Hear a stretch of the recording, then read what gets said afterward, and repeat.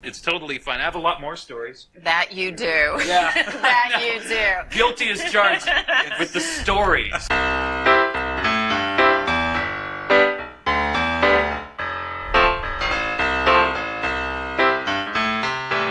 Hello, everybody, and welcome once again to I've Got Something to Say. This is the podcast where I tell stories about my life, and you listen to them as long as you can take it.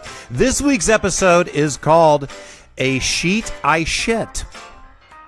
So, yesterday was Mother's Day, and had a lovely Mother's Day, by the way. Got to take my mother out to brunch with my sister and brother-in-law. And my oldest daughter, Molly, unfortunately was not able to make it in town, but got to go with Abby and my two nephews, and we had a really great time. And I'm reminded of all of the reasons that I love my mother. She has been there for me, and I know everybody says this. I look at Facebook on Mother's Day, and every post is, to the best mom in the world. She's the sweetest mom, the most caring mom, the most supportive mom. So I'm not going to go down that road with my mom. I'm going to say I love her dearly, and she has always been there for me, even when it's inconvenient. And that I appreciate, because sometimes when my kids need me to be there and it's not convenient, it's like, of course I'm going to do it, but I'm like, oh man, all right, whatever you kids need. But I never got the, oh man, from my mom when I needed her to be there for me. It may have been there. She may have been muttering it under her breath. It may have been in the back of her mind, but she didn't let it come through. So whether it be it's the middle of the night and I'm feeling guilty because I got in trouble at school and I need to cleanse my soul and talk to her. 2 a.m, I can wake her up. I can talk to her about it. No, oh man, just, well, what do you need, Chris? Let's talk about it. And throughout my life, she has been that sounding board for me that is always there. Whenever I need to talk, if I call her, she's right there. Much appreciated on my part. Very helpful to me. And I really enjoyed getting to spend some time with her on Mother's Day. And it made me think of the other maternal influences in my life that I've had that I don't have anymore. So there have been several, but 2 in particular that I used to always celebrate on Mother's Day were my grandmother, Rhoda Whiting, and my Mimi, Punch Odell, which were my maternal and paternal grandmothers. So Grandmother Whiting, there's a podcast about her, one of the first. I don't know if it was number 1 or number 2, but you ought to check it out. Grandmother and I connected over playing games in her kitchen. We connected on a spiritual level. She taught me about prayer and what it means to have faith.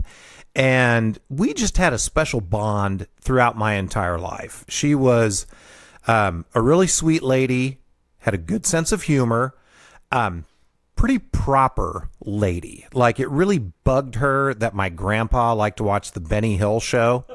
That really got under her skin. So let me just say, I love grandmother. If she were alive, I don't know if she would be a fan of this podcast, because it's not always as reverent as Grandmother Whiting was. Still, incredible person, very special lady in my life. Punch Odell, my Mimi, was very special to me, but for different reasons. With Mimi, it wasn't prim and proper. You could let your guard down a little bit, let your hair down. Mimi liked to have fun. She liked to laugh a lot. She would snort every time she laughed, which would always crack us up even more as grandkids listening to her laugh, and then she'd snort. I believe I've mentioned this in a podcast before, but probably until she died, she didn't think that I cursed. And, I mean, I curse a lot. I try to make it appropriate and try to gauge the audience, but it's a really good outlet for me emotionally. Like, there is something about saying a curse word that just kind of lets some steam off. And Mimi knew this, and for whatever reason, I didn't feel comfortable cursing in front of her, but I remember when I was getting close to getting out of college, Mimi and Granddad helped me buy a little tiny house, like a 650 square foot house. And we were working on enclosing the back porch that we turned into a laundry room. And I remember she was down there one day and I was doing some work and I hit my thumb with a hammer and I was like, oh, dadgummit. I went all Ron Whiting there. And she's like, oh, Chrissy, do you want me to cuss for you? That'll make you feel better. If you just say shit, damn, or hell, it just makes everything better. And I mean, she's right. I've expanded that repertoire a little bit, but one of the things with both of my grandmothers that I really appreciate is getting to know them, as a child, when you're the child, they're the grandparent, and understanding that dynamic, but then growing up to become an adult. I mean, I didn't lose them until I was in my 30s. So I knew them when we were both adults as well. And it was interesting to me that I heard different stories about the family as a grown-up that were never mentioned to me when I was a child. I do believe that I have mentioned on previous podcasts that as a grown-up, as an adult, I have bowels that don't always play nicely. And that's caused some problems for me, I can never go commando because I cannot trust my butthole to make good decisions. So it was encouraging to me in my 30s to hear a story from Mimi and think, okay, A, I'm not the only one, and B, well, maybe this is where I got my issue from. But she told a story, and it's one of my favorite stories of my entire life, even though it doesn't directly involve me. But I remember her telling me that she and my granddad, who I never knew to sleep in the same bedroom, Mimi would either sleep like on the couch or on the floor, and Granddad would be in the back bedroom. I never knew them to sleep in the same bedroom, but apparently at some point they did. I do have a mom and an Aunt Glenda, so something happened somewhere along the line.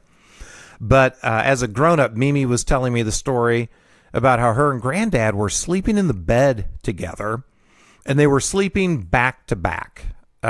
So, one person is on their side facing to the west, the other person's on their side facing to the east. They're backed up against each other. So I hope you can picture this in your mind. It's almost like they were spooning, but the one that was spooning the other turned around and faced the other way. So backs are against each other. And Mimi said she was in one of those states kind of in between waking and sleeping, sort of dozing. We've all been there. And she felt like she needed to do a little toot-toot. And we've all been there, okay? So I'm not calling my Mimi out. Every one of us who's alive has been through that. So she thought, okay, well, I'll just let it go. Well, she let it go and was immediately aware that there was a little more to it than she had anticipated. Yeah, some people call it sharding, I believe. So she said, it happened, it started, it kept going, and she thought, oh, dear God. And she just laid there still, not really knowing what to do. And she felt my granddad kind of stir in his sleep. And she said she just laid there going, oh, God, what's going to happen? And she felt his arm come up, and he took his arm behind him and reached around to feel what was going on back there. As she said, he paused for a second and then said, oh, kid, you just shit my pants. Which is one of my favorite stories I'll carry with me for the rest of my life. I love my Mimi. I love that story. And that's really all I've got for this edition of I've Got Something to Say. Thank you so much for joining me. Really appreciating you taking the time to listen to, silly little things that have happened in my life. Want to give a big shout out and thank you, as always, to the good folks at KCTK Radio and my buddy Paul for making this happen. These stories would not be brought to you if it wasn't for Paul and KCTK and the fine production work that they do. Check out all of their quality programming. It's good stuff, folks. I'll talk to you next week.